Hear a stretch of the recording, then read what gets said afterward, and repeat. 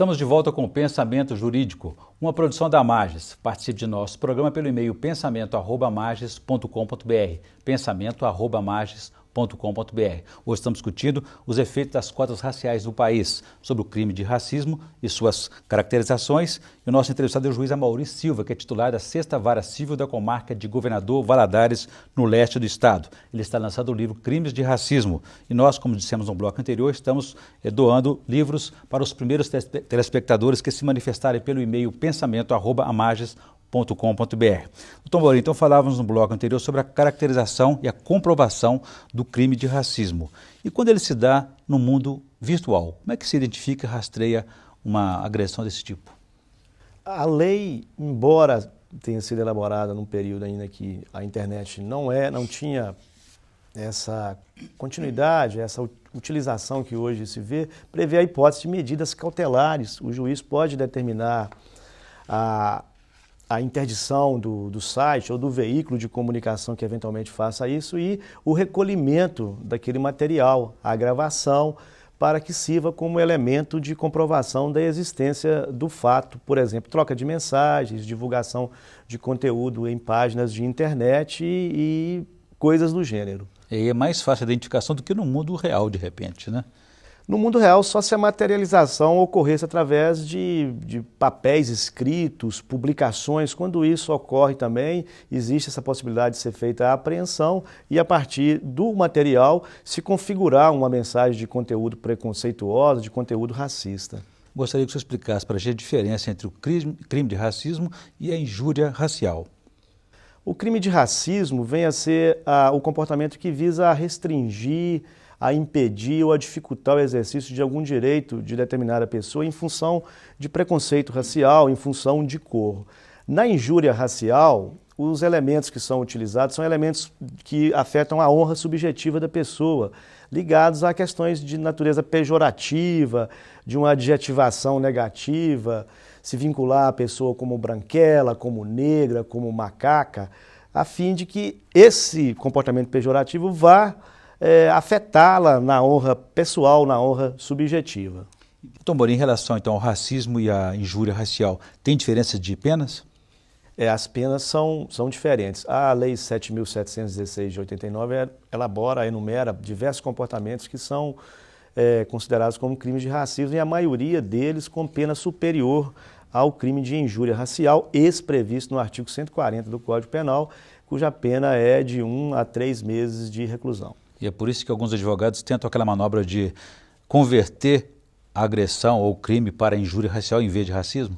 É comum nós verificarmos no ambiente forense que haja a tentativa de capitular, de caracterizar o comportamento não como crime de racismo, e sim como de injúria racial. E isso é importante porque, se nós fizermos hoje uma pesquisa em jurisprudência, nós vamos ver que condenação por crime de racismo é um número muito baixo. Nós não conseguimos catalogar, a título de pesquisa jurisprudencial, que haja um combate através do provimento judicial com relação à prática do racismo. Já a injúria racial é mais comum de ocorrer na prática e é mais comum também de receber um tratamento de condenação pelos tribunais. Por que o senhor acha que acontece isso, na experiência que o senhor tem? Seria medo, vergonha ou não acreditar que as instituições vão resolver o problema dela?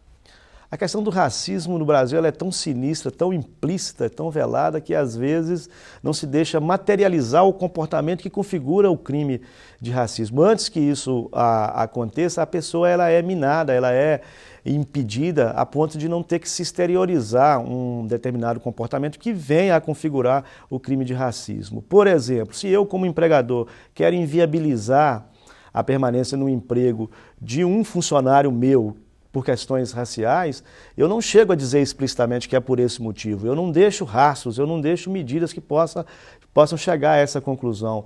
Eu pratico uma espécie de bullying racial e que vai minando a resistência da pessoa até que ela propriamente, por si só... Vai criando dificuldades, colocando obstáculos no desempenho dela. Exatamente, vai colocando obstáculos a ponto de que ela não mais resista à pressão e prefira, às vezes, a saída do trabalho. O ambiente fica desagradável, desconfortável para ela, né? Agora, doutor Amaury, chamar uma pessoa de negro, isso é crime de racismo ou depende da forma que a pessoa faz essa abordagem?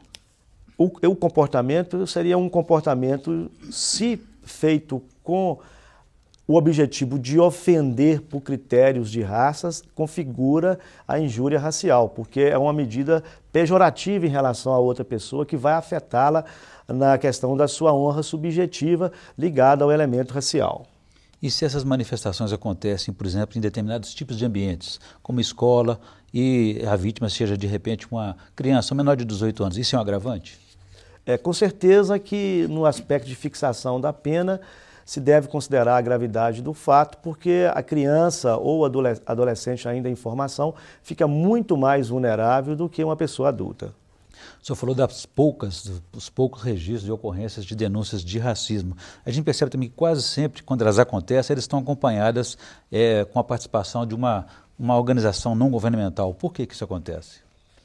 Eu penso que a denúncia de racismo ela é normalmente ventilada não por um critério de pessoalidade, mas o grupo que às vezes vai assumir essa proteção ao interesse, muitas vezes para não vulnerar, para não expor diretamente uma pessoa em sua individualidade. E acho que gera maior repercussão a participação de setores da sociedade organizada que possam estar cobrando das autoridades, enfim, que possam estar levando uma mensagem de tolerância racial e de maior democracia racial para todo o universo social.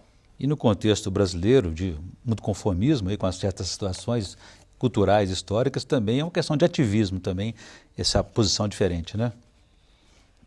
As minorias reclamam sua posição, cobram seu espaço e devem ser valorizadas, mas, logicamente, para que haja essa valorização, para que haja esse respeito à mobilização, cada vez mais devem ter meios de participação, meios de exporem, marcarem espaços e territórios para que os seus reclames sejam ouvidos. Eu sei que o senhor no livro fez a abordagem histórica da questão do racismo no Brasil. Eu gostaria que o senhor explicasse para a gente, tentasse contar historicamente de onde vem o racismo, de onde vem tanto ódio e intolerância, mas eu gostaria que esse assunto ficasse para o próximo bloco. E lembrar aos nossos telespectadores, se quiserem, nós estamos cedendo livros numa cortesia da editora JH Mizuno, o livro que o Dr. Maurício está lançando, Crimes de Racismo, para os primeiros telespectadores que se manifestarem pelo e-mail pensamento@amages.com.br. A gente volta em instantes.